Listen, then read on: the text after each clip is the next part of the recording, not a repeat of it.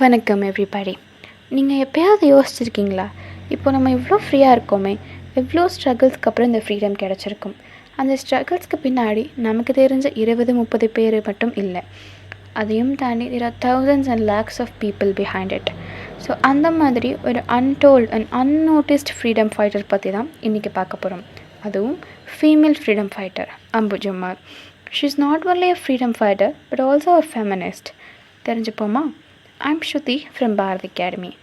8th Jan 1899 Shrimati ரங்கநாயகிக்கும் ஒரு லாயரான அண்ட் மெட்ராஸ் காங்கிரஸோட லீடரான ஸ்ரீனிவாச ஐயங்கருக்கும் பிறக்கிறவங்க தான் அம்புஜம்மாள். சின்ன வயசுலேருந்தே she was very much influenced and interested by Gandhiji's ideas.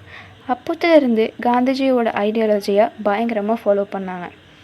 ரொம்ப யங் ஏஜ்லேயே கல்யாணம் ஆகுது. 1939 நடக்கிற எல்லா ஆன்டி பிரிட்டிஷ் சோஷியல் மூவ்மெண்ட்லேயும் பார்ட்டிசிபேட் பண்ணுறாங்க. சால் சத்தியாகிரகா, ஸ்வதேஷி மாதிரி மூவ்மெண்ட்ஸில் தன்னோட எல்லா ஜுவல்ஸையும் டொனேட் பண்ணியும் அந்த மூவ்மெண்ட்டை ஃபீமேல் லீடாக லீட் பண்ணுறாங்க.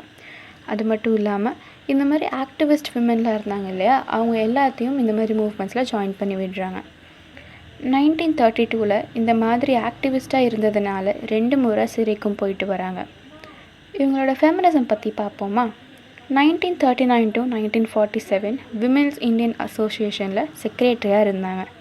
அப்படி இருக்கும்போது சைல்டு மேரேஜ், தேவதாசி, பாலிகாமி மாதிரி சிஸ்டத்துக்கு அகெயின்ஸ்டாகவும் விமென்ஸ் ரைட் அண்ட் ப்ராப்பர்ட்டி ப்ரொடெக்ஷனுக்கும் ஆக்டிவாக ப்ரொட்டஸ்ட்டும் மூவ்மெண்ட்ஸும் நடத்துகிறாங்க.